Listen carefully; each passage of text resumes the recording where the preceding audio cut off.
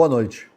E começamos o programa de hoje com uma notícia de última hora que vai mudar completamente os rumos do Brasil.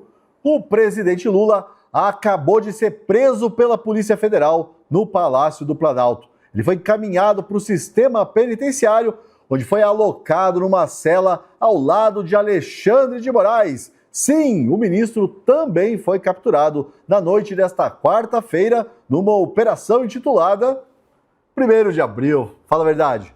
Por um instante você estava acreditando, né? Eu cheguei a ver o sorriso no rosto de vocês, mas foi só uma brincadeirinha inocente. Hoje vamos tratar de temas que só parecem mentira, mas são a mais pura verdade, infelizmente. Para começar, temos um relatório do Comitê Judiciário da Câmara dos Representantes dos Estados Unidos, que acusa o ministro Alexandre de Moraes de censura e interferência na política brasileira. Também vamos falar do isolamento do ministro Edson Fachin, que teve o atrevimento de falar em ética dos ministros e de querer aí impor um código de conduta para o tribunal. Que absurdo, hein? E o presidente Lula disse mais uma das suas frases lapidares, daquelas que ele, e só ele, jura que vai entrar para a história. O Lula disse que senadores com 8 anos de mandato acham que são Deus. E será que eles são mesmo? Será que o Lula está com medo de um Senado mais à direita? Outro tema do programa de hoje é o endividamento dos brasileiros, que está perto do recorde histórico. E além disso, o ministro Silvio Almeida, que foi acusado de importunação sexual pela colega Aniele Franco, ele saiu da toca para se defender. E para começar esta conversa, eu quero apresentar e dar as boas-vindas aos nossos comentaristas de hoje. Aqui ao meu lado, Francisco Scorsin. Boa noite, Chico. Boa noite, Paulo. Boa noite a toda a gente. Espero que a pessoa que foi soltar fogos na janela já saiba que foi 1º de abril, que não foi, espero. sério, e já esteja de volta conosco aqui. Saudação para todo mundo. Kilter, boa noite.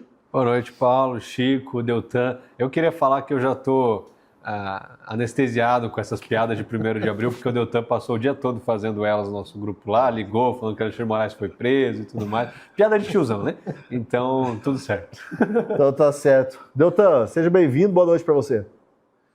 Boa noite, Paulo, Scorsin, Gui, audiência maravilhosa da Gazeta. Olha, Paulo, eu ficaria meio preocupado, achei que ele não chamou só a minha, chamou você também de tiozão, hein? Esse tipo de piada aí de tiozão. É o quê, né? Aqui o bullying corre solto, aqui é permitido isso. Sem censura. Não.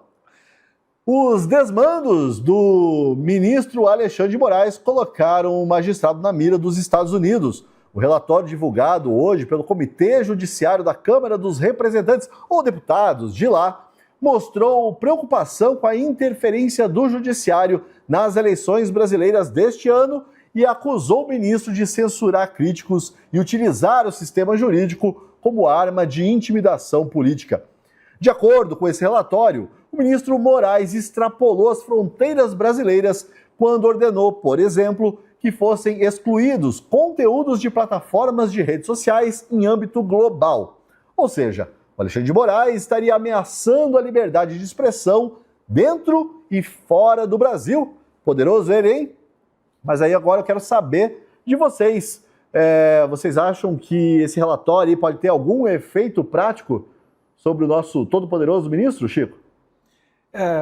De efeito prático, a gente já viu até a Lei Magnitsky, né, ter sido aplicada e os efeitos práticos não terem chegado a ser uma solução para aquilo que a gente vem vivendo no Brasil. Então eu prefiro esperar para ver se isso é mais um capítulo de algo que ainda está para acontecer de novo e, de certo modo, vale a pena ver de novo aquilo que a gente já passou lá em 2025. Eu acho que o que, pelo menos, mais me chamou a atenção é o fato de que no relatório é várias vezes citado o deputado Eduardo Bolsonaro, o que é um indicativo de que, por mais que ele tenha sido limado do jogo político aqui no Brasil, ele continua tendo uma influência considerável lá nos Estados Unidos, né? Me parece que a sua atuação continua acontecendo, continua gerando alguns frutos, ainda que não aqueles que muito certamente ele preferiria, mas isso está acontecendo. Ele é citado várias vezes nesse relatório. É sempre assim, o fato disso estar sendo falado, disso estar aparecendo, é sempre uma boa notícia, porque significa que nada foi colocado debaixo do tapete. E eu tenho uma dúvida que eu não consegui confirmar de maneira oficial, não sei se de repente o Deltan ou o Gui pode saber melhor do que eu, porque as sanções da Lei Magnitsky que foram levantadas do Alexandre de Moraes, elas tinham lá, bastante pesadas, e elas tinham meio que era uma morte financeira, né? Mas haviam outras sanções que não estavam diretamente relacionadas com a Magnitsky, que tinham sido até aplicadas antes, como, por exemplo, os vistos dos ministros do STF, não somente do Alexandre de Moraes. Eu não sei se esses vistos foram devolvidos, se eles têm ainda os vistos funcionais ainda para poder usar nos Estados Unidos. Me parece que não, porque o ex-ministro Barroso deu uma entrevista chorando a respeito disso algum tempo atrás, e a represália do Lula, né, com o enviado dos Estados Unidos que queria conversar com o Jair Bolsonaro, também foi nesse sentido dos vistos, né? Se ele não me devolve o visto para o Padilha, eu também não dou lá. Então eu tenho minhas dúvidas do quanto as frustrações que a direita brasileira teve com a revogação ou o levantamento das sanções da Magnitsky, elas significaram meio que uma mudança completa do jogo ou apenas uma suspensão temporária de algo que ainda está em andamento. Acho que o relatório que veio à luz hoje indica que as coisas continuam em movimento. E a tendência é que possa ter alguma novidade aí até o final desse ano, porque estamos no ano eleitoral e Luiz Inácio Lula da Silva, se confirmar a candidatura, porque eu ainda acho que ele pode desistir, ele só está ficando com as poucas cartas que ele tem na manga. Uma delas é confrontar Donald Trump, colocar nas costas da direita brasileira o que os Estados Unidos estaria fazendo no mundo. E isso pode implicar, obviamente, que as represálias possam ser retomadas. Então a gente está em compasso de espera, mas me parece que nada ficou definitivamente encerrado, apenas suspenso por um período. Kilter, você acha que vai ter algum efeito prático aí esse relatório? Qual a sua esperança nesse sentido? Também queria que você falasse um pouco dessa relação diplomática, né? Que de repente o Brasil, o Lula, pode voltar a se estranhar com o amigão Donald Trump, né? Porque os dois estão amigos, né? Pois é, Paulo, é importante a gente contextualizar para o nosso espectador a fonte desse relatório, contextualizar ali na situação americana o que isso significa. É como se fosse uma comissão de Constituição e Justiça dentro da Câmara dos Deputados. Eles têm isso lá na Câmara dos Deputados americana, um comitê de representantes. Então, tem vários comitês, um deles é esse comitê House of Judiciary, né? Ali a Casa Judiciária, que eles colocam em tradução, que a gente coloca em tradução literal. E o que traz esse relatório? Possivelmente, eles receberam novos documentos, ou do Rumble ou do X, porque as decisões que eles citam aqui são decisões sigilosas do Alexandre de Moraes para essas empresas, especialmente quando ele tira do ar ambas as empresas. E eles publicam essas novas decisões, falando, olha, nós analisamos e esses documentos constituem uma clara violação da liberdade de expressão americana.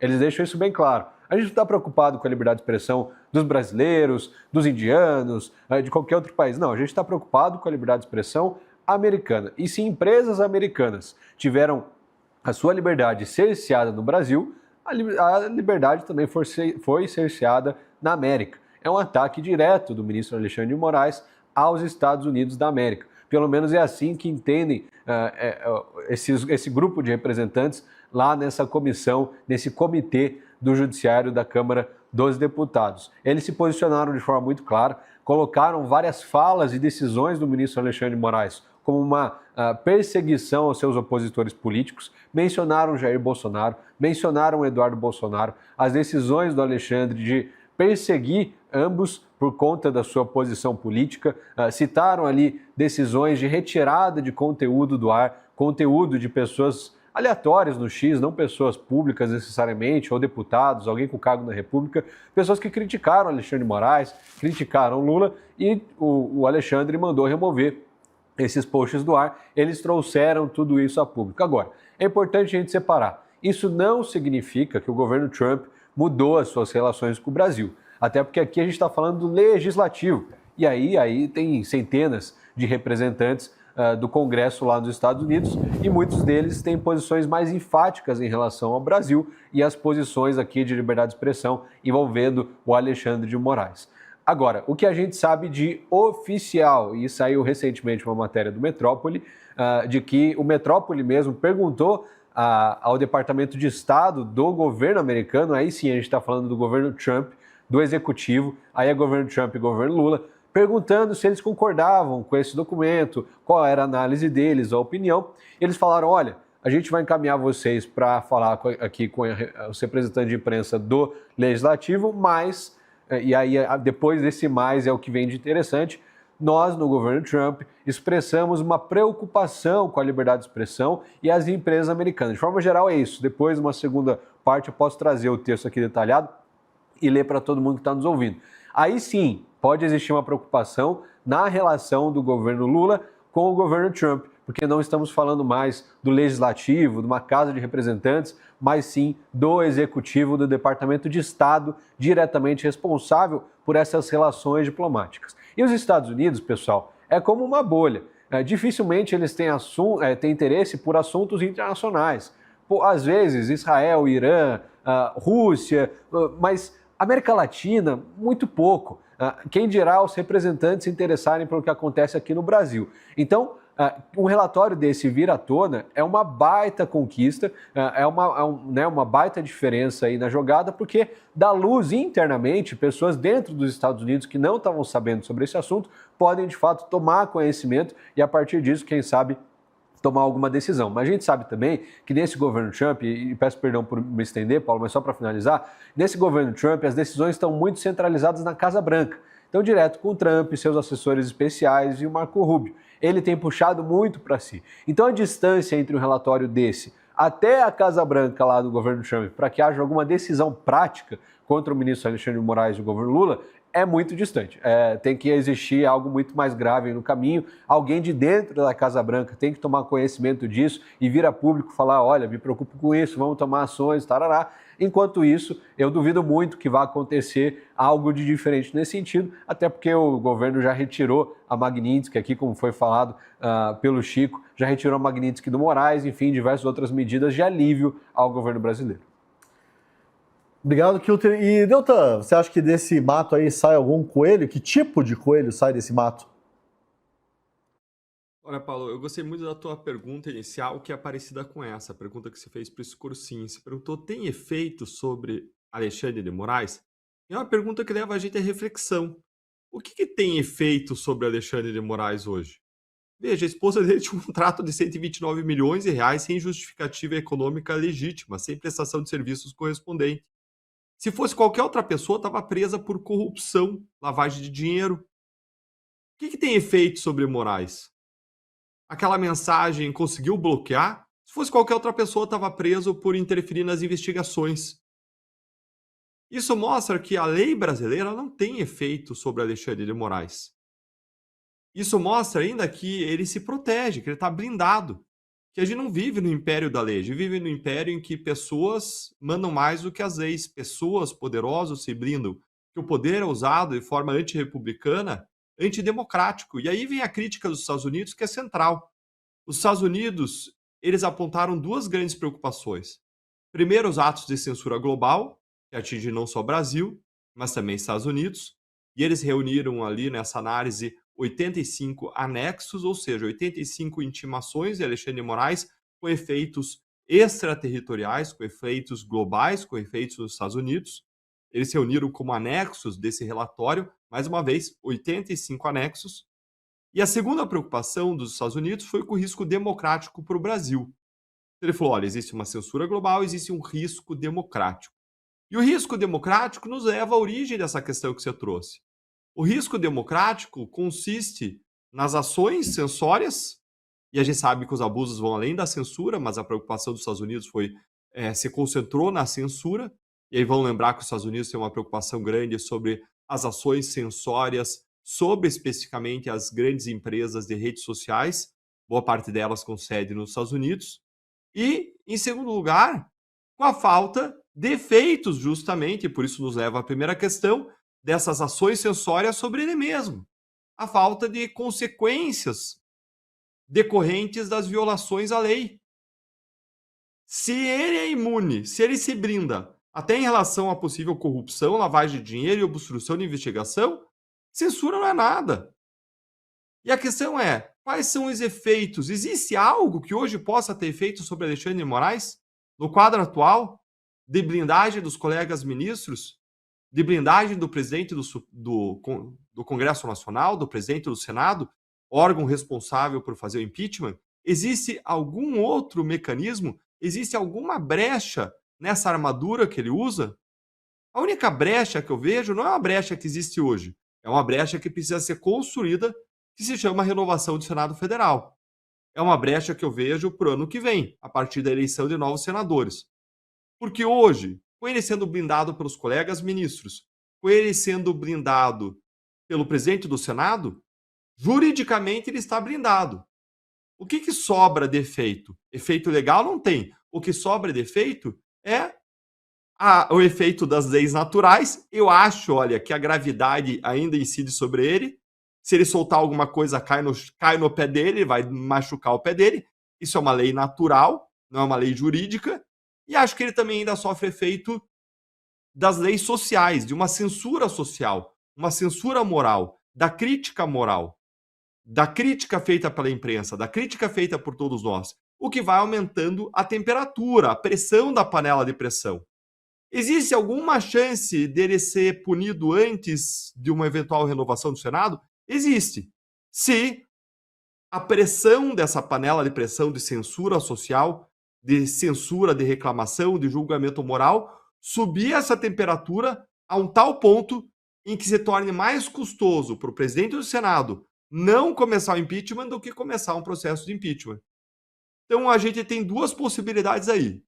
Uma, de abrir uma brecha nessa armadura por meio da renovação do Senado, e outra de abrir uma brecha nessa armadura por meio do aumento da pressão social, aumento da reclamação, do julgamento moral, que é o que a gente tem feito aqui, várias pessoas da imprensa têm feito, mas a gente precisa que mais autoridades vinculadas a poder político, a fatores reais, o poder façam. Recentemente veio a notícia à tona de que Lula se encontrou com Moraes depois do vazamento das mensagens do caso Master.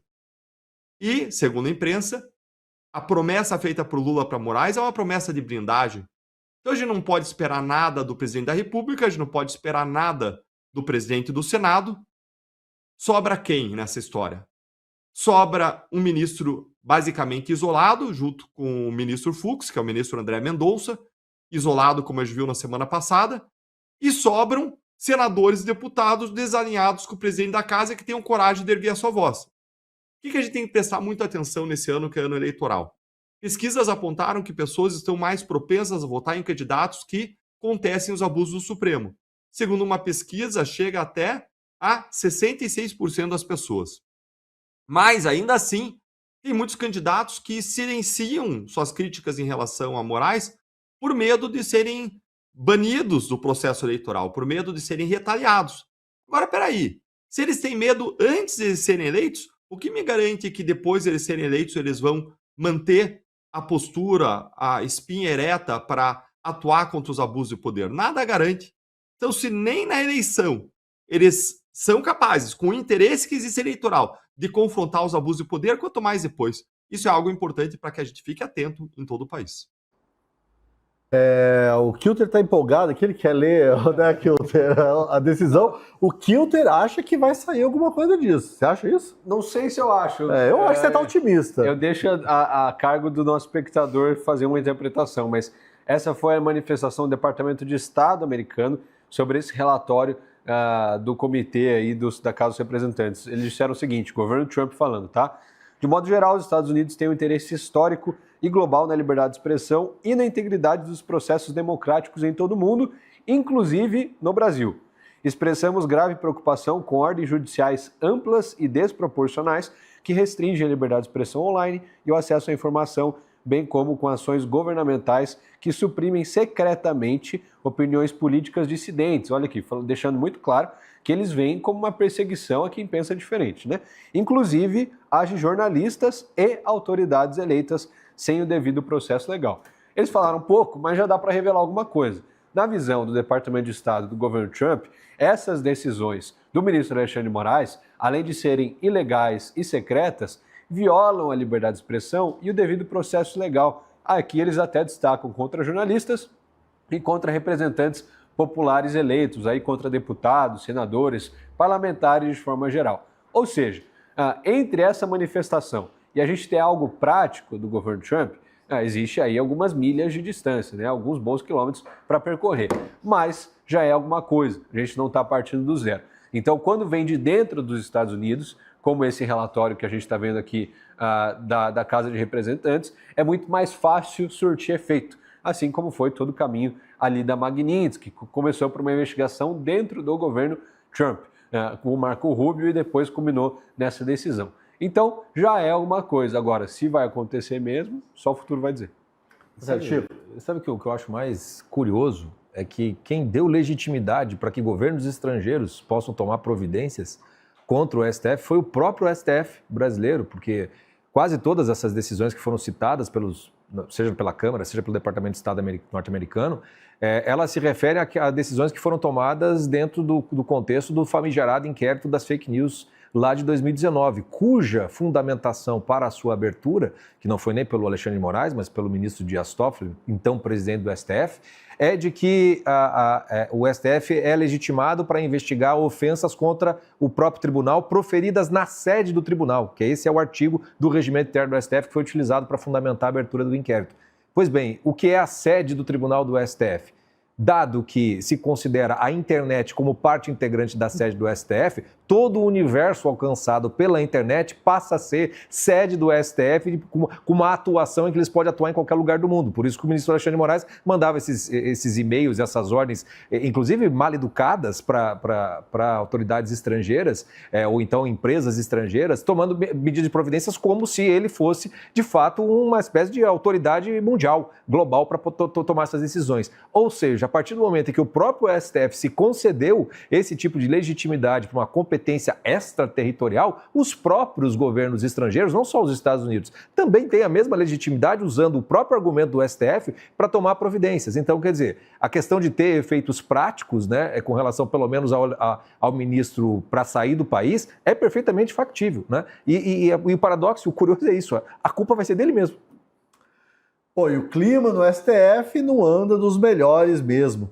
O presidente da corte, ministro Edson Fachin, parece que virou aquele espalha-roda, sabe como é? Quando ele chega, o pessoal para de conversar, sai de perto e depois fica todo mundo falando mal dele pelas costas, principalmente com a imprensa. O motivo seriam as declarações do Fachin nos últimos dias. O ministro ousou falar sobre moral e ética no judiciário. Ele disse que juízes também erram, assim como os demais mortais, e propôs um código de conduta para os ministros do Supremo. Que infâmia, hein, do Fachin, Chico, propor um código de ética e tal. Bom, eu quero saber de você, se você acha que esse código de ética, a gente já conversou aqui um pouco sobre isso ontem, se ele vai ter algum tipo de poder, a gente falou, não sei nem se qualquer decisão que venha dos Estados Unidos pode ter algum poder, ele parece imune, né, Deltan, a qualquer coisa que venha de cima, mas eu quero saber de você, como você avalia aí esses 6 meses, né, do Fachin à frente do STF? Ele que recebeu aquele apelido, né, de fraquinho. Fraquinho, né? Piada de tiozão aí, eu super não gosto. Eu concordo com o Deltan, assim, o que faz Alexandre de Moraes parar, né? Eu acho que o Código de Ética poderia até ser uma boa ideia se eles respeitassem a Constituição. Se nem isso eles respeitam, então o Código de Ética é só para jogar para a torcida mesmo, né? O que eu acho assim, eu não analiso mais o Supremo Tribunal Federal como uma corte judiciária, né? Nós temos ali um parlamento de exceção, né, onde se decidem novas leis, onde se decide até um poder executivo de exceção também em vários desses casos. O que significa dizer que a análise que a gente tem que fazer é com relação a bancadas dentro do STF, né? Assim como no Congresso você tem a bancada da maioria, da minoria, você tem a bancada do agronegócio, a bancada religiosa e não sei o quê. Para mim o STF tem que ser tratado dessa maneira. E aí você tem claramente a bancada, né, que compõe ali o ministro Alexandre de Moraes, que são de 5 ministros, que já é metade, né, do tribunal na atual configuração, porque falta a indicação de mais um para formar 11, o que não significa dizer que os demais outros 5 que não estejam explicitamente nesta bancada sejam de outra bancada ou contrárias a ela, né? Porque dos outros tem ali juízes de verdade que simplesmente não tem bancada nenhuma e vão julgar e agir de acordo com a sua liberdade de consciência e com o direito tecnicamente colocado, né? E não de maneira política. Eu acho que O Edson Fachin, né, é aqui do Paraná, eu fui aluno dele, falo que eu tive 5 anos de faculdade, depois eu fiz uma pós-graduação quando eu fui aluno dele, e dentro do mundo do direito, como professor, foi o melhor professor de longe que eu tive, o mais técnico, o que tinha mais, mais cuidado inclusive com a terminologia jurídica, e um jurista, efetivamente falando, que tem o seu viés político, que tem a sua visão de mundo, mas que é um homem muito sério, né? Muito correto na sua vida profissional. E quando se tornou ministro, não esperava que fosse diferente disso. O problema todo é que o ministro Edson Fachin está tentando ser juiz e presidente do STF, tal como se espera de um presidente do STF, de uma corte que já não é mais jurídica, que é política. E aí, como ele não quer agir politicamente falando, ele vai parecer fraco aos olhos dos outros. Né? Ele não vai tomar a defesa dos que estão pedindo, não que ele não ache que precise de defesa, mas ele acha que não é assim que a banda deveria tocar. Né? Então ele está tentando conter algo e tentando passar certas mensagens e certos símbolos sem ousar tomar o poder que talvez ele tomasse, ele pudesse tomar para tentar botar alguma ordem no tribunal. E aqui eu estou falando tanto para ir para um lado como para ir para o outro. Né? Então a impressão de fraqueza do Fachin, na verdade, é muito mais uma virtude de quem está tentando se manter de acordo com o que o cargo pede para ser mantido. Né? Só que a situação, a circunstância e o tribunal já não são jurídicos. E por isso mesmo aquilo que se esperaria do Fachin seria algo que seria fora aquilo que se espera de alguém que ocupa a cadeira de presidente do STF. O que me preocupa muito, e volto a concordar com o Deltan, a janela que se tem para fazer qualquer coisa com relação a Alexandre de Moraes e a outros ministros é a eleição. Se não houver uma eleição de senadores em número suficiente e dispostos, porque não basta ser direita, do jeito que vem vindo os sinais por aí, não é porque é de direita que vai necessariamente tomar alguma providência no Senado contra os ministros. Então, ou seja, tem que vir uma nova leva de senadores que leve de fato a tomar providências contra o ministro Alexandre de Moraes. Porque se isso não acontecer, setembro de 2027, o próximo presidente do STF será Alexandre de Moraes. E aí sim, a gente vai ver como a situação vai ser muito pior do que parece e vai dar uma saudade gigantesca, não só do Fachin, mas de todos os outros presidentes do STF já teve na história até hoje. Chico, eu quero abusar um pouquinho de você está cansado também, mas é que a vaidade, né, sempre foi um fator de contenção dos ministros. A gente sempre via até, eu lembro do Marco Aurélio, né, que é um pavão de vaidoso, e ele sempre cuidou muito da tal da biografia e tal. O Alexandre de Moraes, como até o Deltan falou, não é suscetível a nada, nem a vaidade, né? Parece que ele não está nem aí para a biografia, a não ser a de Salvador e tudo mais. O Fachin, você foi aluno do Fachin, né? O Fachin, você acha que ele é suscetível à vaidade? Totalmente. Eu acho até que, palpite meu, né? Que o ministro Fachin até acha, ou até concordaria em muita coisa, digamos assim, do que pensa o ministro Gilmar Mendes, o próprio ministro Alexandre de Moraes, não com os métodos, mas talvez com a visão das coisas. Tanto que ele fez alguns discursos elogiosos ao Alexandre de Moraes em vários momentos aí, e muito recentemente, inclusive. Mas ele tem uma preocupação de biografia, como tinha mais ou menos a mesma linha do Luiz Roberto Barroso. Uhum. Para mim, o Luiz Roberto Barroso, ele pede o boné justamente para tentar resguardar um pouco da sua biografia. E dado o que aconteceu depois que ele saiu, eu acho que ele deve ser muito feliz de ter feito isso, né? Eu acho que o ministro Fachin, ele passa por algo semelhante. Quer dizer, ele tem uma preocupação muito grande, porque ele de fato tem uma biografia a zelar, e a liturgia do cargo dentro do Poder Judiciário, isso é uma coisa muito, muito relevante, né? Uhum. O ministro Alexandre de Moraes acha que ele é um salvador da pátria, né? Mas no fundo é uma outra coisa que ele está se tornando. Eu acho que isso joga tanto a favor quanto contra. Porque joga a favor, porque torna o ministro Fachin tentando agir de acordo com a regra do jogo, vamos dizer assim, mas ao mesmo tempo a própria vaidade de não correr o risco de parecer alguém que joga fora das quatro linhas, faz com que talvez não tome medidas que talvez pudesse tomar nesse momento. E você, Kilton, que avaliação você faz desses 6 meses do Fachin à frente do STF, como presidente do STF, e você acha que esse código você já falou ontem, né, sobre o código de conduta bastante, né? Mas você acha que ele é suscetível à vaidade, que ele vai conseguir botar ordem naquele caos? Vou falar caos aqui para ser educado. Eu acho que o Fachin, ele vem com aquele ditado, né? Sou de falar, não sou de fazer.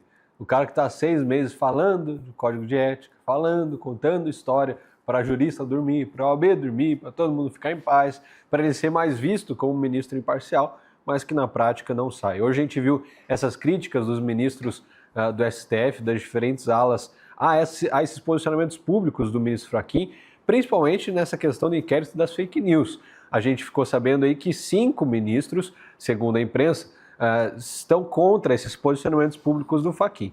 Aí, um deles publicamente já é o Gilmar Mendes, a gente sabe disso muito bem. Obviamente, outro deles é o Alexandre de Moraes, que é o ministro relator do inquérito das fake news.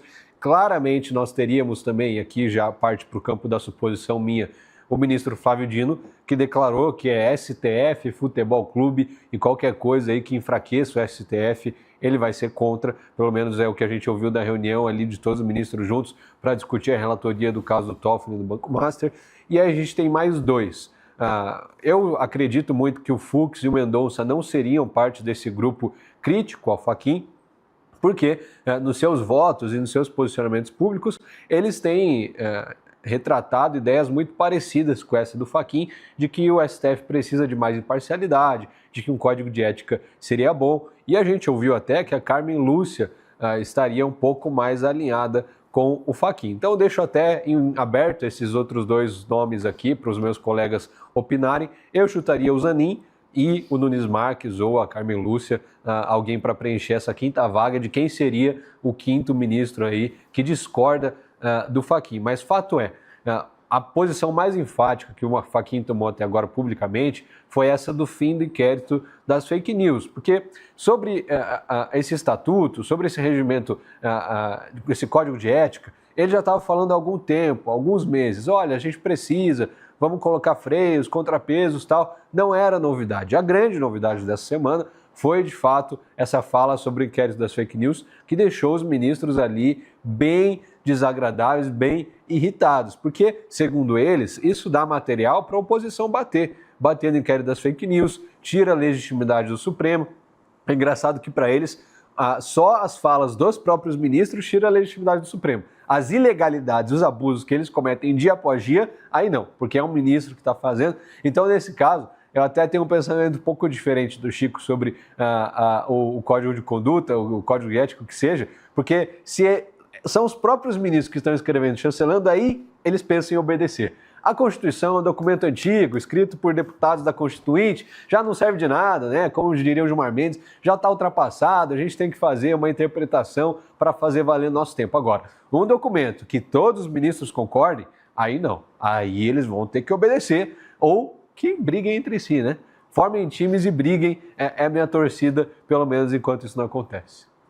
E aí, Doutor, Fachin consegue colocar ordem nessa bagunça aí do STF? E esse código de conduta, você acha que vai ser... Eu escrevi uma coluna sobre isso, eu dizia que o código de conduta seria basicamente... É proibido, mas se quiser pode. É um cachorro sem dentes. Imagine se depois da Lava Jato a gente fosse propor as 10 medidas contra a corrupção, e aí a gente deixa a corrupção sem punição, e ainda por cima propõe 10 medidas que não trazem punição nenhuma para os corruptos. É uma coisa parecida. Eu entendo a boa intenção e a boa vontade do Fachin, mas eu acho esse código de conduta um despautério. Acho que ele lança uma cortina de fumaça que acoberta quem praticou ilícitos e que não melhora para o futuro porque não traz nenhuma punição. Mas eu acho muito interessante de ver que existe uma dinâmica de poder acontecendo, que existe uma briga acontecendo dentro do Supremo, e é muito importante a gente entender que existe uma guerra acontecendo dentro do Supremo Tribunal Federal. Pelo menos 5 ministros estão reagindo de forma coordenada contra o Fachin. Eles consideram aí que o presidente da corte está desmoralizado, que o tribunal virou, nas palavras dele, uma nau à deriva na sua gestão, conforme declarações saíram aí numa reportagem ontem da Folha de São Paulo. E consideram que as declarações públicas do Fachin sobre erros de juízes, sobre código de ética, sobre fim do inquérito das fake news, expõem indevidamente os dilemas internos do tribunal. Esse grupo aí está reclamando que o Fachin está desunindo o tribunal em vez de defender a colegialidade. 3 desses ministros disseram ainda sob reserva que o Fachin quer deixar um legado em defesa da pauta ética, mas ao custo de desgastar os colegas publicamente. Esse é um momento extraordinário da história do Supremo. O presidente do tribunal está sendo atacado internamente, não porque ele fez algo errado, mas porque ele disse as coisas certas. O Fachin afirmou que juízes erram, precisam responder pelos erros. Afirmou que quem age em desacordo com as regras éticas precisa repensar o seu comportamento. Defendeu um código de conduta, que tá bom, não vai resolver o problema. E a gente precisa de outras soluções, punição e regras com punição. Mas Ele é uma pessoa que está ali defendendo o certo, bem intencionada. Essas são declarações que qualquer cidadão comum consideraria óbvias, necessárias. Ah, mas dentro do STF, dizer que os ministros devem ter uma conduta ética é considerado uma agressão. Isso revela o grau de deterioração institucional da Corte. A simples menção a padrões mínimos de comportamento é tratada como uma traição. O que irrita esses 5 ministros não é o que o Fachin disse, é o que as declarações dele implicam, o que dizem nas entrelinhas. Quando o presidente do Supremo diz que juízes erram e precisam responder, todo mundo entende que ele está falando, mesmo que indiretamente, do Moraes e do Toffoli no caso Master. Quando ele defende o Código de Ética e de Transparência, todo mundo entende que tem ministros que não seguem esses princípios. O Fachin não precisou nomear ninguém. A reação dos 5 colegas confirma o quê? Que a carapuça serviu. Se essas declarações fossem genéricas e sem destinatário, não tinha motivo nenhum para irritação. A irritação é uma confissão de culpa, é uma confissão de que o recado chegou. E observe a natureza da crítica, os ministros não dizem que o Fachin está errado. Eles não argumentam que um código de ética é desnecessário, que a transparência é dispensável ou que os magistrados não devem responder por erros. Não, a reclamação é puramente tática. Dizem que o Fachin está dando munição aos opositores do Supremo no Congresso e na sociedade. Ou seja, para eles o problema não é a conduta irregular, ilegal, até criminosa dos colegas, mas é o fato de que alguém dentro do tribunal está admitindo publicamente que existe uma conduta irregular. Estão praticamente exigindo aí, sei lá, uma regra de omertá. Vocês lembram dessa? A regra de silêncio mafiosa. Que quem quebra o silêncio que é o traidor e não quem cometeu o ato criminoso. O entorno do Fachin respondeu a esses 5 ministros, dizendo que as declarações do Fachin não eram direcionadas especificamente aos ministros do Master, mas estavam dentro de um contexto de código de ética, do fim da aposentadoria compulsória, etc. Pode até ser verdade, gente, no plano formal, mas no plano político é impossível dissociar a fala do Fachin do que está acontecendo dentro do tribunal, desse escândalo bilionário envolvendo os ministros. E o Fachin sabe disso. E essa ambiguidade dele é proposital. Permite que ele defenda princípios sem acusar diretamente, o que é a postura possível para um presidente do tribunal que não tem o poder de afastar os colegas. Então a situação é objetivamente esta. O Fachin é um dos poucos ministros do Supremo que está tentando, dentro dos limites institucionais que tem, empurrar a corte na direção de padrões mínimos de ética e accountability. E ele está sendo atacado justamente por isso. Os 5 ministros que agem são exatamente aqueles que se beneficiam da ausência de controle, que não querem ética, coisa nenhuma, nem transparência, que querem que o presidente do tribunal diga em público o que todo o Brasil já sabe, querem proibir ele de expor para o Brasil o que todo mundo sabe. O fato de que o Fachin está isolado dentro do próprio tribunal, gente, isso mostra o tamanho da crise institucional do Supremo. Virar defensor da ética é minoria agora, é isolamento. E a ironia final, para encerrar, esses ministros chamam o Fachin aí de desmoralizado, dizem que o tribunal está à deriva, mas quem desmoralizou o Supremo não foi o Fachin. Foram os ministros que trocaram mensagens com banqueiros investigados, que tiveram esses contratos multimilionários com empresas sob suspeita, que usaram inquéritos das fake news para perseguir jornalistas, para censurar, que mandaram prender por opinião, que transformaram esse tribunal aí numa corporação blindada contra qualquer escrutínio e responsabilização. Se o STF está à deriva, é porque esses ministros furaram o casco.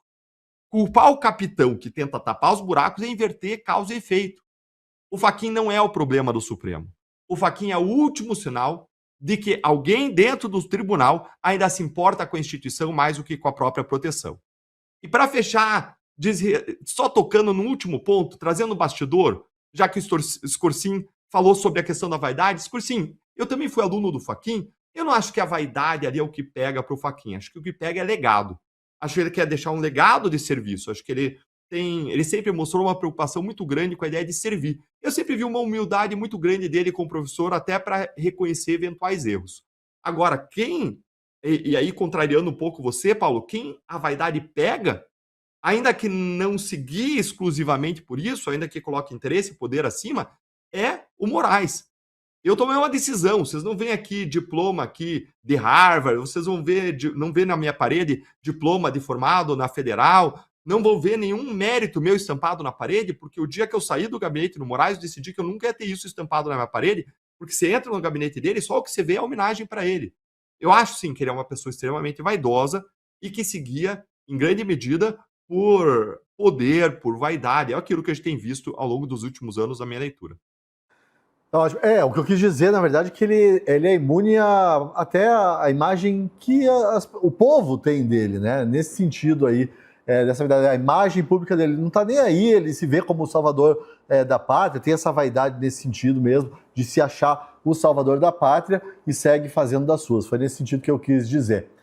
Bom, Paulo, eu acho, só para complementar essa sua visão, eu acho que ele tem uma leitura, que é uma leitura que muitas pessoas fazem do poder, de que a história é contada pelos vencedores e não pelos vencidos. E que se ele for um vencedor, a história vai estar do lado dele. E que muita gente reinterpreta a conduta do vencedor para justificar moralmente. Isso acontece até com pessoas famosas, grandes líderes empresariais, que alcançam o sucesso, a conduta deles é reinterpretada dentro da perspectiva do sucesso. Eu acho que ele conta com isso, na verdade. O problema é que daí, historicamente, ele não leva em conta que pessoas que fizeram o que ele está fazendo, elas podem até serem vencedoras durante um tempo, mas no final das contas elas se revelam sempre derrotadas, né, Deltan? E ainda no tema STF, o ministro Gilmar Mendes, que sempre aparece tão carrancudo nas transmissões, sempre com aquele bico, sabe? Aquela cara amarrada, talvez comece a participar das sessões com um sorriso diferente no rosto, um olhar até assim meio aéreo, sabe? É que o Gilmar Mendes admitiu que fez uso de cannabis medicinal e que ele gostou muito. E ainda reclamou do modelo regulatório do Brasil que restringe o uso da droga.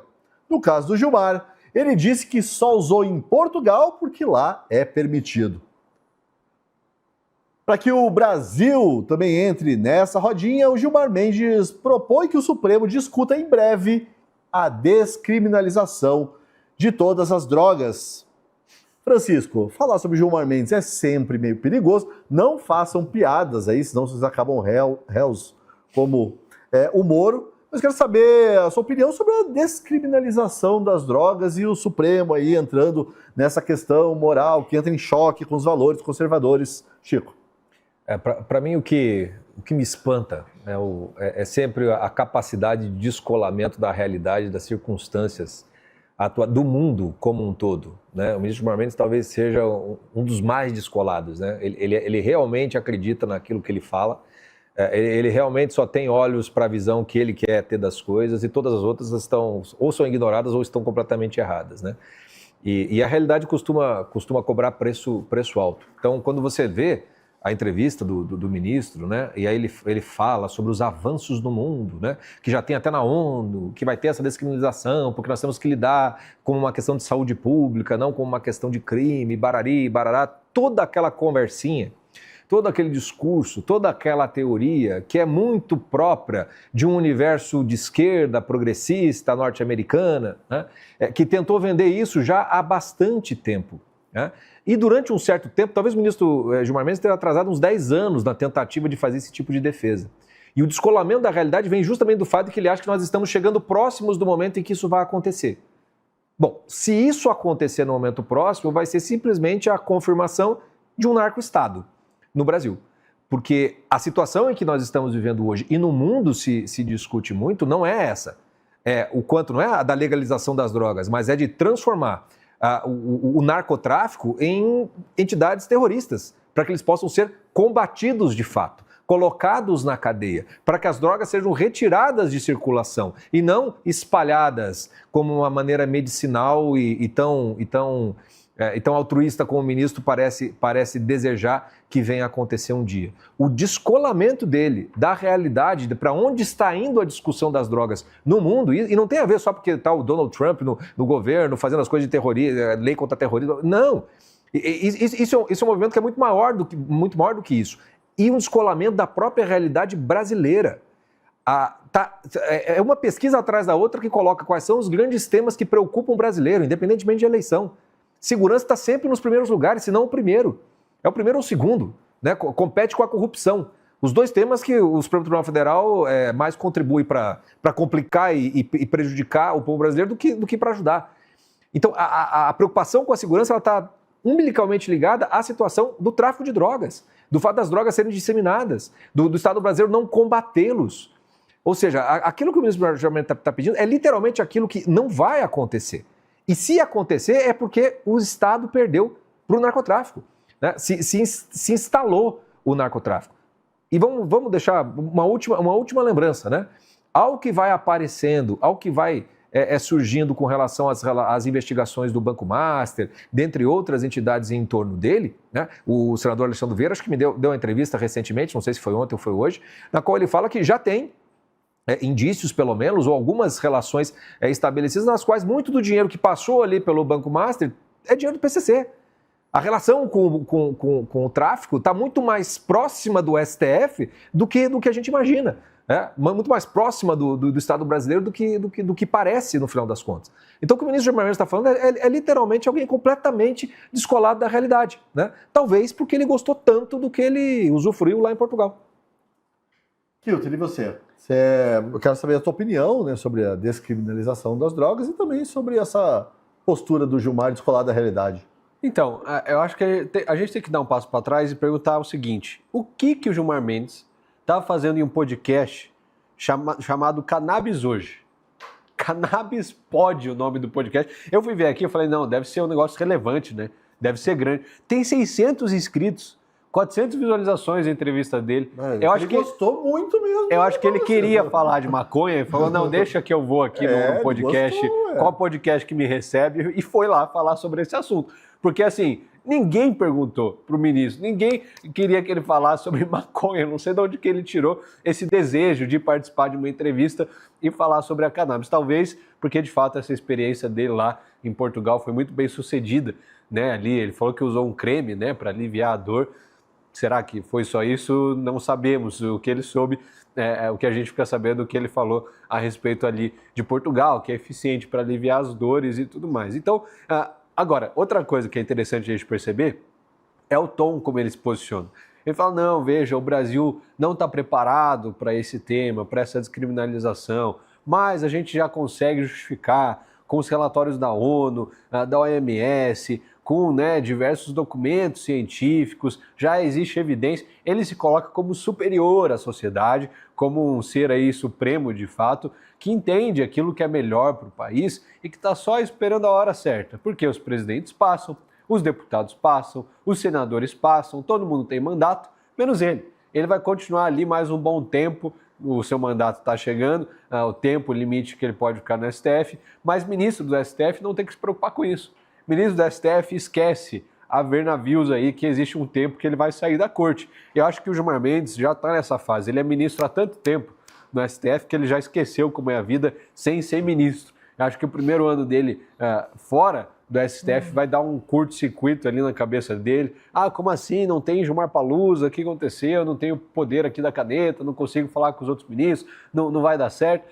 Então, é um posicionamento muito estranho. Eu questiono o porquê ele vai ao podcast, por que ele faz questão de entrar nesse assunto e por que a forma que ele se coloca como superior. A gente sabe que a descriminalização das drogas, ele coloca de todas as drogas, para ele, nessa entrevista, o movimento da mudança ali do porte da maconha, a alterar a quantidade no julgamento do STF, foi só um pequeno avanço, foi só algo menor, mas que o certo seria descriminalizar tudo mesmo, e aí a gente tem justificativa através desses relatórios internacionais, da ciência e tudo mais. Mas olha para o Brasil, a gente tem uma população em situação de rua que não para de crescer, pessoas viciadas em drogas, que recebem auxílio do governo, do Bolsa Família, e usam todo esse dinheiro para comprar drogas. Pessoas que não conseguem sair dessa situação, mesmo com oferta de emprego, mesmo com oferta de alimento, mesmo com oferta de moradia, mesmo com oferta de curso de capacitação. Aqui em Curitiba tem tudo isso disponível de graça para todas as pessoas. Não saem por quê? Porque a droga destrói. A droga destrói a vida dessas pessoas, destrói as famílias dessas pessoas, mas para o ministro Gilmar Mendes, que se sente superior aí a qualquer ente no Brasil, qualquer meres mortal aí, réu eleitor brasileiro ou deputado qualquer que tem um mandato que chega e vai embora, para ele a descriminalização tem que acontecer porque vai fazer bem à sociedade. Mais uma forma que o Gilmar Mendes quer destruir o Brasil. Não basta ignorar as leis, não basta ignorar a Constituição, passar por cima de tudo isso, blindar o ministro Moraes, blindar o ministro Toffoli nos escândalos da INSS, nos escândalos do Banco Master. Agora ele também quer prejudicar a família brasileira. quer prejudicar quem está na ponta, quem precisa trabalhar e ganhar seu dinheiro suado para pagar a conta no final do mês e se vicia em droga e gasta todo o dinheiro da família em droga e joga todo mundo na miséria. É isso que para o Gilmar Mendes parece que vai dar certo, a descriminalização das drogas. Posso incluir uma pergunta? Pra você Sim, passar senhor, pro à Deltan? vontade, à vontade. É que eu lembrei que o Lulinha investe, né, numa empresa de cannabis, sabe? O que foi usado pelo ministro é da empresa do Lulinha? Sei lá, tá conectando os pontos aí. Por que não, né? Exatamente. Bom, Deltan, eu queria que você comentasse esse assunto também, assim, sem querer parecer consequencialista, mas a gente vem falando, né, dessa possibilidade, até com as eleições aí de um Senado renovado, impeachment de algum ministro do STF. Eu sei que tem muita gente que tem esse argumento de que o impeachment de um ministro que seja vai ter um poder pedagógico sobre os outros ministros, mas aí eu fico pensando e quero saber de você se tem solução esse STF com o impeachment de um ou dois ministros, e sendo que restariam aí, sei lá, eu estou chutando aqui o Gilmar Mendes, a Carmen Lúcia, que são muito fracos, né? E será que você acha que com essa composição de hoje, tirando um ou outro, ainda tem salvação o Supremo? Você usou um eufemismo, né? Muito fracos. Na verdade, é ao contrário. Eles são muito fortes. Eles são muito ruins, que eu acho que é o que você quis dizer, né? Sim, eu tô bonzinho Gilmar essa Mendes é hora. muito forte, mas muito ruim. Eu vou começar pela cannabis para a gente chegar a essa discussão sobre impeachment. Primeiro, o ministro Gilmar Mendes, ele errou ao antecipar uma decisão. Gente, o ministro do STF, ele não é um cidadão comum opinando num podcast. Ele é uma das 11 pessoas que decide o que é constitucional no Brasil. Quando o Gilmar diz que a corte está próxima a discutir a descriminalização geral das drogas, ele não está fazendo uma previsão acadêmica, não está numa discussão de debate público. Ele está sinalizando um voto. Ele está fazendo isso fora dos autos, num podcast de nicho, sem contraditório, sem fundamentação jurídica, sem ouvir a sociedade. É exatamente o oposto do que o Fachin disse há 2 semanas sobre prudência e reserva da magistratura. Ele pediu que os magistrados fossem prudentes ao se manifestar publicamente sobre processos pendentes ou casos que possam vir a ser submetidos a julgamento. E Gilmar vai lá e simplesmente antecipa a posição sobre um tema que inevitavelmente vai chegar ao plenário. Vamos lembrar, aliás, que o Gilmar Mendes, no caso da descriminalização da maconha, da posse da maconha para uso pessoal, ele tinha originalmente votado pela descriminalização de outras drogas para além da maconha. E aí ele restringiu no meio do julgamento, porque ele achou que estava muito pesado. Ele adotou aí uma estratégia gradualista. Deltan, mas adotou estratégia? Gilmar Mendes, ele é forte justamente porque ele adota estratégia e justamente porque ele está disposto a fazer interpretações criativas da lei a partir de conversas que ele tem com interlocutores poderosos. Isso dá um grande poder para Gilmar Mendes. Isso torna ele muito forte. E o precedente que o Gilmar está criando, gente, é concreto. No mês passado, ele votou para absolver uma mulher que tinha 2,3 gramas de maconha e 0,8 gramas de cocaína, estendendo a cocaína ao entendimento que a corte tinha fixado para a maconha em 2024. Ou seja, descriminalização da maconha, que já foi vendida como um ponto final, está sendo usada agora como um trampolim para descriminalizar drogas mais pesadas. Segundo problema, são os fatos sobre as drogas no Brasil. O Guilherme Kilter já trouxe um pouco sobre isso. E o Brasil enfrenta uma crise de saúde pública relacionada ao uso de drogas. Milhões de pessoas em situação de dependência ou uso problemático, segundo estimativas dos órgãos de saúde. E mais, drogas se relacionam com criminalidade organizada. Na Bahia, por exemplo, o tráfico é responsável por mais de 70% dos homicídios. E eu duvido que no restante do Brasil os números sejam muito diferentes disso. Eu não achei números para o restante do Brasil, mas achei claramente para a Bahia. Mais de 70% dos homicídios. E lembre, eles não estão legalizando o comércio de droga. Eles estão legalizando a posse de droga para consumo pessoal. Quando você legaliza isso, você aumenta o consumo. Você diminui o risco, elimina a punição, você aumenta o consumo. Tem estudos, por exemplo, no Canadá que mostram que o consumo aumenta significativamente. E quando aumenta o consumo, a droga ela não vai brotar no ar, ela não vai aparecer, não passe mágica, ninguém vai tirar da cartola. Vai aumentar o comércio ilícito. Quem que está fortalecendo em última análise? Os traficantes de drogas, o crime organizado. a descriminalização do uso aumenta o comércio que é ilícito. E se 70% dos homicídios estão relacionados a exatamente tráfico de drogas e uso de drogas, o problema vai aumentar. É óbvio isso. Terceiro problema do ponto de vista do Gilmar. É um problema evidente, institucional, grave. Política de drogas não é matéria do Supremo, é matéria legislativa, é política pública. Mas olha, isso eu vou jogar os bets, não vou nem comentar, porque parece que esse ponto a gente superou no Brasil. O Supremo faz o que quer e ponto final. E aí a gente caminha justamente para a tua questão que você trouxe, Paulo. Qual a solução para isso? Qual é a solução quando o que os ministros fazem e desfazem não tem efeito sobre eles mesmos? Quando eles não são trazidos à responsabilização? Quando os mecanismos institucionais foram pelo ralo? Olha, se não tivesse nenhum mecanismo institucional, aí não tinha solução, mas tem, só que não é fácil. A democracia, ela traz soluções, mas não são fáceis. O caminho é um caminho difícil. É o caminho da conscientização, do debate, da renovação eleitoral, da substituição gradual dos ministros e, sim, responsabilização daqueles que praticam crimes de responsabilidade.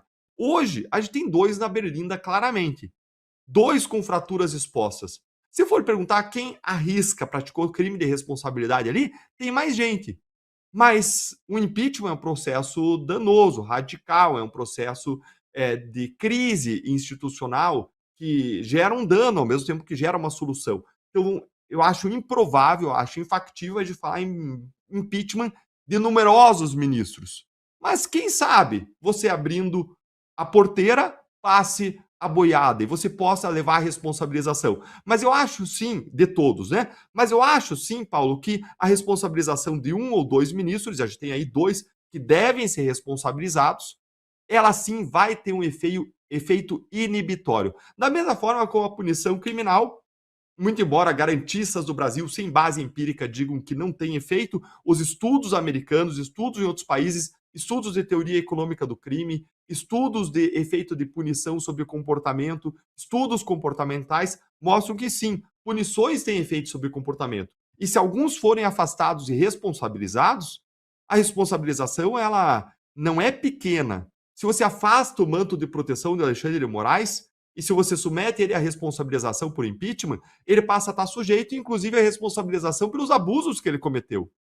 E aí, se você determinar a partir de uma Corte Internacional de Direitos Humanos, ou a partir de decisões brasileiras, que a União tem que pagar, num novo cenário político, a União pode acionar o próprio Moraes em ações de regresso para indenizar as pessoas que foram vítimas de condenações indevidas. E aí, o céu é o limite. Justamente por isso que eles se apegam ao cargo e com o poder, ao poder com tanto desespero. Justamente esse é o grito da blindagem e do desespero da blindagem deles. Porque eles sabem que a hora que eles começarem a ser responsabilizados, eles perdem o controle do grau dessa responsabilização. E agora eu vou fazer uma pausa rápida aqui no programa, enquanto os nossos comentaristas bebem uma aguinha, para te pedir para assinar a Gazeta do Povo. Para assinar é muito fácil, basta clicar nos links que você encontra na descrição, no chat aqui do programa. Você pode também usar o QR Code que está na sua tela. Ou, se preferir, pode acessar diretamente o site www.gazetadopovo.com.br/oferta. Quase esqueci. E eu não sei se já te avisaram, mas agora você pode também apoiar o nosso trabalho aqui no YouTube, fazendo parte do nosso clube de membros. Lembrando que os membros do canal têm vantagens exclusivas e, além disso, apoiam um jornalismo baseado em convicções. Então, assine a Gazeta do Povo e faça parte do nosso clube de membros. Enquanto isso, a gente continua com a nossa conversa por aqui. Enquanto o Deltan estava falando, eu estava aqui perguntando para o pessoal se eles preferiam falar sobre endividamento das famílias ou sobre o ex-ministro Silvio Almeida. A gente fez uma eleição rápida aqui com voto auditável e ganhou Silvio Almeida, porque eu decidi. Lembram, então? O careca manda, né? O careca manda também. O careca Paulo manda. de Moraes. Ofender não. Lembra do ministro Silvio Almeida, da pasta de Direitos Humanos? Aquele que de uma hora para outra caiu em desgraça depois de uma acusação de assédio sexual por uma colega de governo? Pois é, ele voltou a aparecer. Na época, o silêncio do Silvio Almeida foi ensurdecedor. Afinal, como é que um homem tão comprometido com a ética, com os direitos humanos e com os valores sociais poderia ser acusado de importunar sexualmente uma colega de trabalho, no caso, a ministra Aniele Nascimento da Igualdade Racial? Ele veio a público esta semana, depois de a Procuradoria-Geral da República encaminhar a denúncia ao STF. O caso tramita em segredo de justiça, mas o Silvio Almeida apareceu para dizer, adivinha, que ele é inocente. Vamos assistir o vídeo.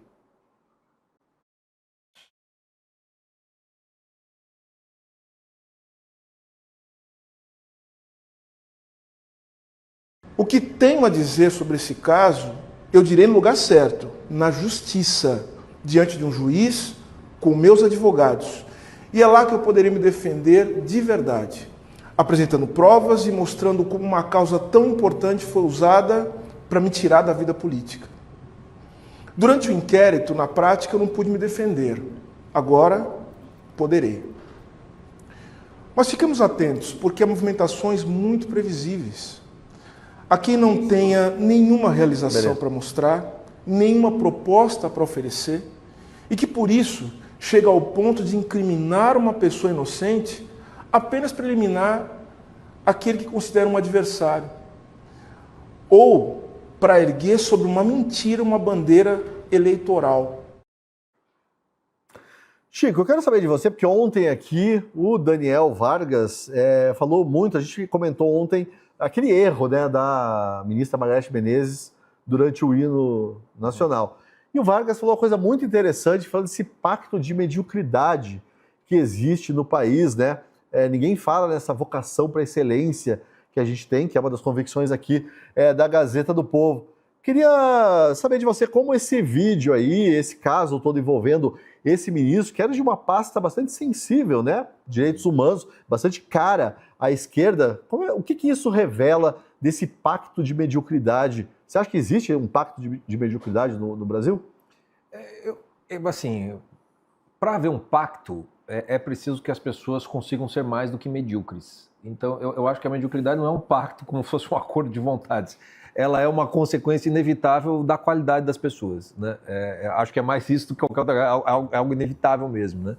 Esse caso, como tantos outros, né, em que, principalmente quando se envolve essas questões de homens e mulheres, quase sempre os julgamentos são feitos de maneira muito sumária, né? Na continuação do vídeo, uma das coisas que o ex-ministro se queixa é justamente que ele não teve direito de defesa com os seus, né? Ele foi demitido muito rapidamente, até o que ele fala que é muito verdadeiro, que ele falou assim, se eu tivesse tanto poder como acho que eu tenho, eu jamais teria sido escorraçado do governo em pouquíssimas horas e sem ninguém que me apoiasse, né? Literalmente, né, a palavra da ministra, ela valeu como prova suficiente de acusação ou de possível crime. E ele tem razão, de fato agora é o momento em que ele vai poder realizar as suas provas. Se ele fez ou não fez, né, vamos esperar que o processo, embora o STF não seja mais algo que a gente espere decisões técnicas, mas me parece que o relator é o ministro André Mendonça, que dentro do conjunto é o que dá para a gente ter um pouquinho mais de esperança para que se chegue em algum lugar. Agora, a minha preocupação maior é assim, eu fiquei imaginando, quando eu fiquei escutando ele ali, ele postou nas redes sociais, né? Eu fiquei pensando se aquele PL da misoginia já estivesse valendo, né? Que ainda tem que passar pela aprovação na Câmara e aprovação do Lula, né? A sanção do Lula. Se ele já estivesse valendo, dado que o tipo penal que estão criando ele é completamente aberto, né? Simplesmente qualquer atitude que supostamente pareça misoginia ou que a mulher sinta que aquilo é algo contrário ou ofensivo, já seria o crime de misoginia, né, equiparado ao de racismo, eu fico me perguntando se o direito de defesa do ministro não vai ser chamado de crime de misoginia. Se ele ir para as redes sociais tentar se defender, não vai parecer que é mais um crime de misoginia tendo sido cometido, independentemente de quem seja a suposta vítima. Então, voltando para o começo, quando você me falou sobre o pacto de mediocridade, eu acho que não tem o pacto porque as pessoas não conseguem mais não ser medíocres, mais do que isso. O que eu acho que a gente tem é meio que um pacto de surrealismo, de nonsense, né? A gente está num ponto em que o mundo jurídico, o mundo do direito penal, que sempre foi, pela racionalidade do direito, a última instância, né? Quer dizer, só vai para o direito penal quando você não conseguiu resolver as outras maneiras. Ele está se tornando a primeira forma de combate, a primeira forma de imposição, inclusive de uma pauta política, e isso é um contexto absurdamente surreal, nonsense, típico de países totalitários. Típico de países muito autoritários, né? Nos quais você literalmente não sabe mais o que é ou o que não é crime, porque tudo isso depende de como a pessoa se ofende ou não se ofende, da subjetividade dos outros, né? E aí quando a gente volta para um caso como esse, o que foi a verdade? Qual é a realidade, né?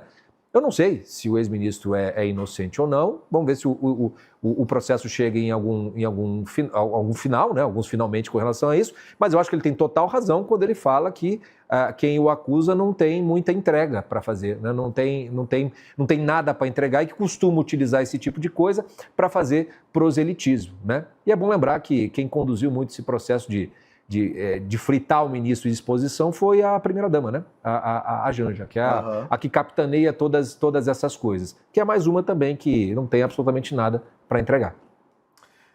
Kilton, eu achei interessante o que o Chico falou sobre esse... Acho que só o doutor comentou uma coisa. Diga lá, doutor. Não, eu quero discordar, ele foi um pouco advogado de defesa, eu quero ser o promotor.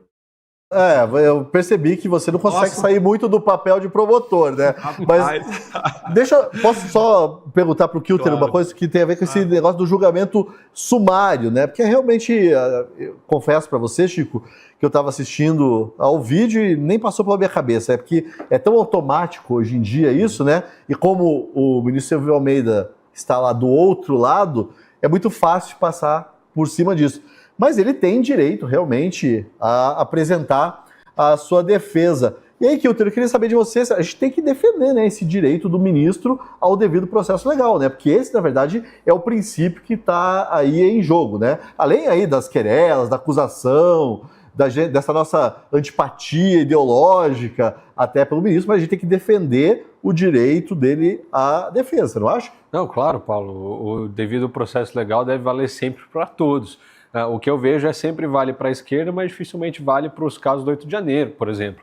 Pessoas ali que foram presas, condenadas a 14, 16, 18 anos de prisão, sem ter acesso aos autos, sem poder constituir advogado, passando meses e meses em prisão preventiva. Ali não valeu o devido processo legal, mas curiosamente, para o ministro Silvio Almeida, aí tudo vale, né? Eles têm todos os cuidados do mundo.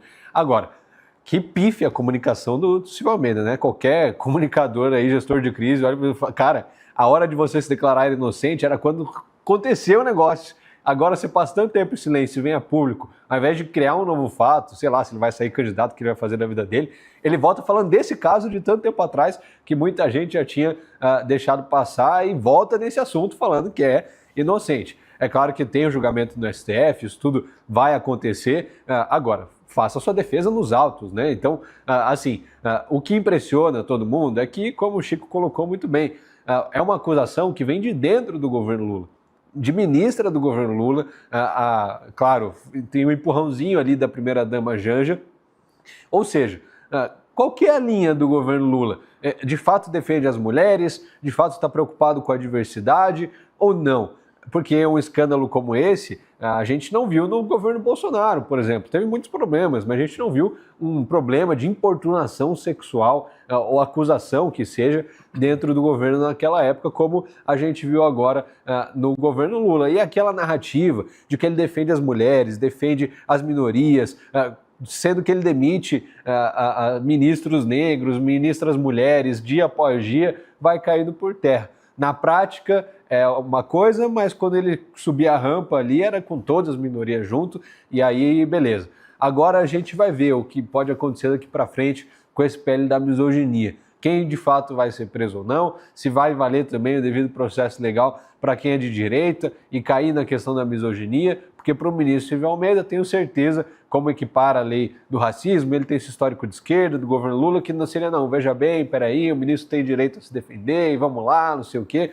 Então, o grande problema do Brasil é esse. A lei vale muito para uns e pouco para outros. Os amigos do rei têm todo acesso às garantias legais, ao devido processo legal, mas aqueles que são inimigos do rei ou do ditador, vamos colocar assim, esses já não importa tanto. Esses pode prender porque são fascistas, são golpistas, são inimigos da democracia e merecem apodrecer na prisão, mesmo que não sejam ministros, deputados, sejam só um pipoqueiro, uma senhora idosa, aí beleza, aí eles têm que ficar na cadeia. Então, sim, que ele tenha acesso ao devido processo legal, responda na justiça, mas que isso pelo menos seja rápido e a gente possa ver acontecer. Bom, agora vamos então ouvir o promotor. Diz aí, doutor. O promotor estava aqui se coçando o tempo inteiro aqui, indignado com a visão de promotor. Olha só, Silvio Almeida, ele se declarou inocente ontem no vídeo, mas ele enfrenta múltiplas acusações. Aquela organização, o Me Too, ela recebeu pelo menos 4 denúncias de assédio sexual. A imprensa identificou 6 mulheres que se manifestaram publicamente e tem 10 denúncias de assédio moral por servidores do próprio Ministério dos Direitos Humanos. A denúncia principal, que foi formalizada pela PGR ao STF agora em 4 de março, ela trata da Aniele Franco. Segundo ela, as abordagens teriam começado na transição de governo em 2022 e escalaram até o contato físico sem consentimento, incluindo um episódio em reunião oficial em maio de 2023, quando Almeida teria colocado a mão nas pernas dela por baixo da mesa. E as provas não são apenas o testemunho da Aniele. O diretor-geral da Polícia Federal, Andrei Rodrigues, em princípio não tem nenhuma razão para ele estar acusando falsamente o Silvio Rodrigues, mas o Andrei Rodrigues, ele depôs confirmando que ele viu a ministra abalada depois da reunião. A corregedora da Polícia Federal, Helena de Rezende, e pessoas próximas à ministra corroboraram o relato. A Polícia Federal indiciou Almeida em novembro de 2025 e a PGR considerou os indícios suficientes para denunciar.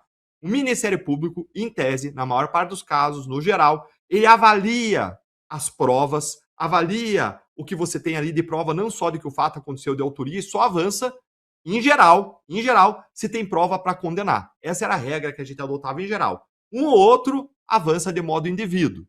Mas, em geral, você só vai se você tem prova para condenar, porque se você não tem prova para condenar, é muito difícil você produzir essa prova ao longo da instrução. Essa é a regra, essa é a mente de um procurador em geral. A segunda vítima nominada é a professora Isabel Rodrigues, que publicou um vídeo relatando toque sem consentimento durante o almoço em 2019. E esse caso ele foi encaminhado à primeira instância porque, na época, Silvio Almeida não era ministro. Tem outros casos que não avançaram por prescrição. Teve até uma ex-estagiária que apontou também um abuso, um assédio por parte do Silvio Almeida. A demissão do Lula ela foi correta, gente. Não faz sentido você manter o ministro de Direitos Humanos acusado de assédio sexual num governo, ainda mais um governo aí que se diz feminista. Mas fosse o governo que fosse, quando você reúne um conjunto de provas assim, você tem que afastar. A demissão liberou Almeida aí para se concentrar na defesa. Ele tem pleno direito à defesa. Não discordo em nada, que ele tem pleno direito à ampla defesa. Agora, vocês viram o que ele falou no vídeo? Ele falou que ele vai exercer publicamente seu direito ao silêncio e vai discutir lá no processo, está sob sigilo. Gente, se eu estivesse sendo acusado disso, eu ia ser o primeiro a trazer isso à luz do sol e dizer existe isso. Se tem perseguição, você tem que provar, você tem que mostrar os indícios de perseguição. Mas quando você tem mais de 10 pessoas de diferentes origens que não se conhecem acusando um cara, olha, as provas falam contra esse cara. E mais, o fato de que ele vai ser julgado em última instância pelo judiciário e ter a palavra final, não afasta o meu direito de julgar moralmente, de fazer uma avaliação social e moral. Da mesma forma como não tem ainda uma condenação definitiva do Lulinha, não tem uma condenação definitiva do Lula, porque o Supremo anulou, mas eu tenho o direito de formar minha opinião com base nas evidências. A última palavra é da justiça sobre o crime, mas eu tenho o direito de fazer essa avaliação moral. E eu não vejo esse sentido no silêncio dele. Se fosse contra mim, eu era o maior interessado em trazer tudo a público e discutir. Como sempre que teve perseguição contra a Lava Jato, eu queria levar público para as pessoas verem o absurdo. E elas me ajudarem a impedir. A sociedade é a maior força do injustiçado.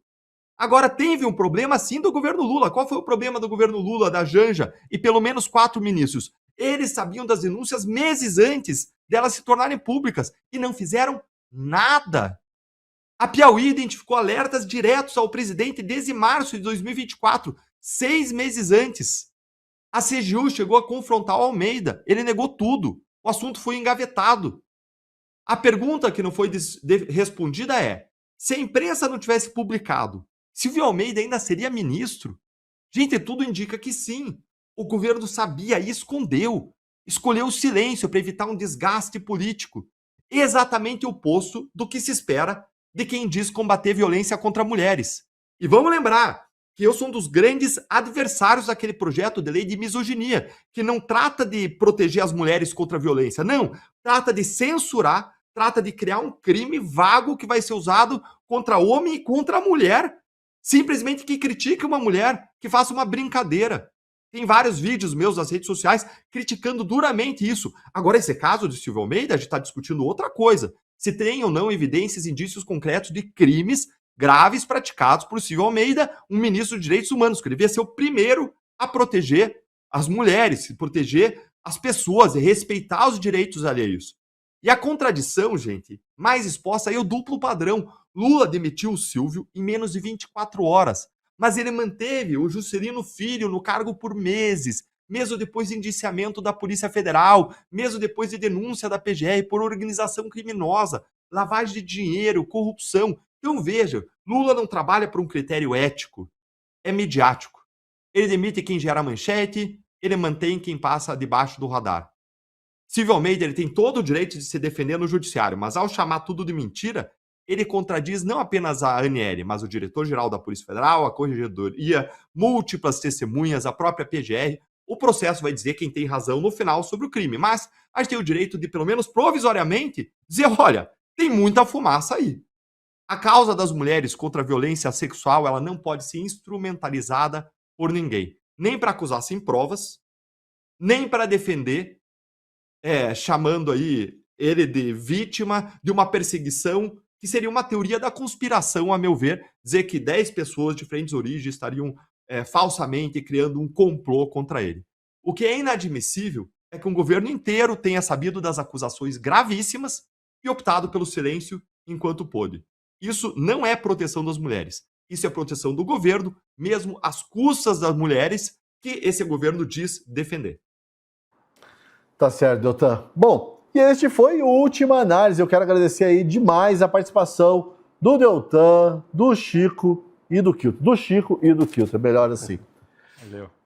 E antes que você vá embora, eu quero te pedir 1 minuto da sua atenção. Na verdade, eu quero te pedir 12 minutos da sua atenção. Mas não se preocupe que não é para pedir assinatura, não. Se bem que se você quiser, a gente aceita. Eu vou te pedir para assinar o vídeo do nosso chefe, o Guilherme Cunha Pereira, que todas as semanas está gravando um editorial. O editorial, para quem não sabe, é a opinião do jornal, não a minha, nem a do Deltan, nem do Chico, nem do Kilter, do jornal sobre os principais assuntos do dia. É um produto, esse vídeo aí do Guilherme, que só um jornal que faz um jornalismo baseado em convicções pode oferecer. Então, fiquem aí com o vídeo do chefe e até a próxima. Meus caros, apenas um Senado forte, com homens minimamente conscientes e corajosos, ou pelo menos minimamente pressionados pela opinião pública, por você, por mim, por todos os demais brasileiros, poderá romper a armadura, a blindagem, por assim dizer, que o Supremo está criando em torno de si para se proteger de qualquer responsabilização. A sessão do plenário do Supremo Tribunal Federal, que por 8-2 decidiu fazer prevalecer a vontade do presidente do Congresso Nacional, Davi Alcolumbre, de não prorrogar a Comissão Parlamentar Mista de Inquérito do INSS, é sinal dessa tendência de autoproteção. E pouco importa aqui se consciente ou inconscientemente. E entra para a história, por várias razões, como uma das páginas mais trágicas e tristes da Corte. Eu queria deixar registro disso, deste olhar, nesse momento, nessa nossa conversa, pelo que ela revela do peculiar estado de suspensão democrática em que vivemos e da consequente deterioração moral e institucional que presenciamos. Tema que vocês sabem, tenho reiterado nos programas anteriores. E esse é o objetivo do programa hoje, que eu gostaria de transmitir para vocês. Eu queria que todos tivéssemos talvez mais consciência desse movimento que o Supremo vem realizando. Volto a dizer, com mais ou menos consciência, dependendo dos ministros. Às vezes é algo instintivo, mas o fato é que um conjunto de decisões vem dando uma certa proteção institucional além do que seria razoável numa democracia. Então, vamos ao caso e às demais iniciativas de autoproteção para que se compreenda isso que está sendo afirmado aqui. A Constituição brasileira conferiu às comissões parlamentares de inquérito e, por extensão, também às comissões parlamentares mistas de inquérito, um papel muito claro. Eles são instrumentos de investigação à disposição das minorias parlamentares. Esse ponto não é controvertido, vocês bem sabem, ele foi afirmado reiteradamente pelo próprio Supremo, em momentos não tão duvidosos da atuação deles agora, ao longo dos últimos anos. Ora, se a minoria tem o direito de instaurar a investigação, parece evidente que esse direito perde substância, perde conteúdo, se na prática ele pode ser esvaziado por decisões que inviabilizam a sua continuidade. Mais ainda, trata-se aqui, no caso em particular do INSS, de um dos maiores escândalos recentes, com impactos diretos sobre milhões de brasileiros. Então, por mais críticos que pudéssemos ser com relação à atuação dos parlamentares, e cabe totalmente essa crítica, ainda assim, qualquer pessoa de boa fé pode reconhecer que investigações dessa magnitude podem precisar, podem demandar mais tempo. Então, se o presidente da CPMI, nesse caso o presidente do Senado, puder a seu bel prazer limitar a possibilidade de prorrogação, onde é que está o direito das minorias parlamentares? Infelizmente, essa posição, que nos parece óbvia, não foi o entendimento que prevaleceu no Supremo. O Supremo impediu que prevalecesse o direito da minoria parlamentar e fez prevalecer a posição do presidente do Senado. Agora, este não é um episódio isolado. Infelizmente, e aqui vem um ponto em que eu não atribuo propriamente uma intenção equivocada, né? Mas acaba corroborando, completando esse quadro de blindagem, né?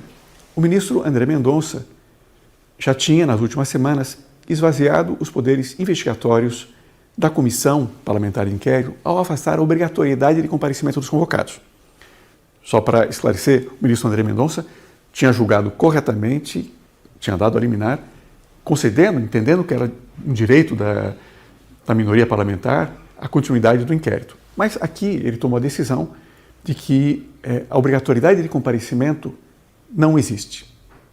Os convocados podem recusar-se a comparecer. Ora, uma coisa é reconhecer corretamente o direito constitucional ao silêncio, isto é, o direito de não produzir prova contra si mesmo. Outra distinta é admitir que se possa simplesmente não comparecer. Só para também esclarecer, não se trata aqui de um entendimento absurdo. Por isso não afirmo de maneira nenhuma que o ministro André Mendonça, que vem exercendo um papel muito relevante, esteja atuando com a mesma motivação, consciente ou não, dos demais. Ainda assim, se esse entendimento for levado às últimas consequências, não é difícil de compreender, haverá um sério prejuízo para as investigações criminais, para o trabalho da polícia ou do Ministério Público. Cria-se, na prática, um desequilíbrio estrutural severo. Pesos são colocados sistematicamente em favor dos investigados, comprometendo a própria balança da justiça. Mas há algo ainda mais grave no pano de fundo de todo esse imbróglio. A Comissão Parlamentar Mista de Inquérito começava a avançar sobre conexões sensíveis, relações entre o esquema de desvios no INSS com estruturas do crime organizado e agentes relevantes do sistema financeiro. E mesmo em uma leitura mais restrita, já tangenciava figuras politicamente expostas. Diante disso, a decisão do Supremo, essa decisão de 8-2, de não permitir a prorrogação da Comissão Parlamentar de Inquérito, essa decisão não pode deixar de ser lida também sob a chave da autoproteção institucional e da proteção de determinados atores, e com quase toda a certeza de alguns dos próprios integrantes da Corte. A blindagem que o Supremo está criando em torno de tudo o que tangencia os ministros é extremamente grave. Coloque-se nessa conta, por exemplo, as restrições que Gilmar Mendes criou no ano passado em torno do próprio impeachment ou responsabilização dos ministros. Ou ainda mais recentemente, a decisão do ministro Alexandre de Moraes restringindo drasticamente a atuação do COAF, o órgão que funciona como um radar do sistema financeiro, identificando movimentações suspeitas, incompatíveis com a renda declarada ou até mesmo típicas de lavagem de dinheiro. Limitar esse instrumento do COAF é, na prática, enfraquecer a capacidade do Estado de enxergar irregularidades justamente onde elas costumam começar, no fluxo de dinheiro. E a confirmar tudo isso, eu queria chamar a atenção para a atitude dos ministros no julgamento da prorrogação ou não da CPMI do INSS. Foi uma atitude bastante peculiar. Como vocês sabem, durante o julgamento, vários dos ministros criticaram da Lava Jato, porque parece que eles têm uma obsessão, ao rigor de quem quer estender inquéritos para além do prazo mínimo. Criticaram do vazamento de informações ao desvio de finalidade que eles viram ou veem no trabalho dos senadores e deputados. Pois bem, o contraste, as contradições com decisões e atitudes recentes do próprio Supremo são evidentes. Muitos dos nossos colunistas já apontaram, vocês já devem ter lido em diferentes análises. De um lado, rigor punitivista, para não dizer empenho implacável, inclusive contra a lei e a Constituição, em tudo o que diz respeito às investigações e processos relacionados aos eventos do 8 de janeiro. De outro, garantismo extremo no caso do INSS. De um lado, vazamentos frequentes de informações por parte de ministros da Corte a jornalistas selecionados. E de outro, agora, purismo e indignação diante do usual trabalho jornalístico de obter informações relevantes de interesse público. De um lado, a criação, inclusive, de um grupo de trabalho para monitorar possíveis violações da liberdade de expressão. De outro, crítica à pesca probatória. Mas nenhuma contradição salta mais aos olhos, surpreende mais do que a que diz respeito à duração da CPMI, ou, como disse o ministro Flávio Dino, essa falta de contenção no prazo que os parlamentares têm. Então, poucas coisas são mais chocantes quando lembramos que o chamado inquérito das fake news se aproxima de 8 anos de duração, sem que isso tenha causado qualquer desconforto à maioria da Corte. Não estamos, portanto, vê se vocês compreendem o raciocínio, diante de um problema de mera hipocrisia. Vê se não estou correto. Muitos apontaram que estamos aqui diante de uma hipocrisia. Pois bem, na hipocrisia ainda há o esforço de preservar uma aparência de coerência e justificar-se perante padrões que se reconhecem como válidos. Aqui, parece-nos, o que se vê é algo distinto. Uma espécie, e a expressão é dura, de desfaçatez institucionalizada. Um discurso que já não se preocupa sequer em parecer consistente com aquilo que a própria Corte afirmou no passado recente, recentíssimo. E isso tem um efeito devastador. É, na prática, uma afronta direta à inteligência dos brasileiros. Uma mensagem implícita de que eles estão, acima de tudo, da Constituição, da lei, dos princípios mais fundamentais do Estado de Direito e, pior, de que há risco se alguém ousar questionar este poder. Algo extremamente grave, como se a blindagem, a criação de uma armadura ou escudo protetor estivesse quase concluída. Algo que convida todos os verdadeiros democratas à resistência e à ação. Eu volto a dizer, pouco importa se esse movimento de autoblindagem é consciente ou não. O fato é que ele não é compatível com a ordem democrática. É preciso dizer novamente com todas as letras. Não bastam mais críticas pontuais, nem manifestações tímidas. Os abusos se acumularam a um nível que já não permite silêncio. E essa autoblindagem institucionalizada torna incompatível a ordem democrática. Ela institucionaliza o desequilíbrio de poderes. Juristas que ocupam posições de responsabilidade, seja na academia, seja em entidades de classe, precisam armar-se de coragem, precisam voltar a se manifestar com clareza. O mesmo se espera de lideranças empresariais, da comunicação e institucionais. O certo movimento já tem ocorrido e é preciso reconhecer, mas é preciso mais, com mais força e com mais energia. O que está em jogo não é um episódio isolado, mas algo que afeta a própria integridade da ordem constitucional. São necessárias mais vozes corajosas, lúcidas e independentes, dispostas a nomear os fatos como eles são. Ainda precisamos esperar o desenvolvimento das próprias investigações e, graças a Deus, há boas notícias, é possível que isso caminhe, mas é necessário que haja uma disposição geral de reafirmar, de dar luz a tudo isso. E é por isso que volto ao ponto inicial. Se nada for feito, a blindagem se completa. O Supremo se torna, na prática, uma instância sem controle, acima da Constituição que deveria guardar. Nesse cenário, só há 2 caminhos. Ou o Senado, pressionado pela sociedade, cumpre o seu dever constitucional agora, ou a correção deverá vir pelo voto com um novo Senado. Mas há uma certeza inescapável. Já não há sequer democracia agonizante quando aqueles que deveriam ser controlados passam a controlar todos os mecanismos de controle. e quando a armadura do poder se fecha por completo. Muito obrigado e feliz Páscoa a todos.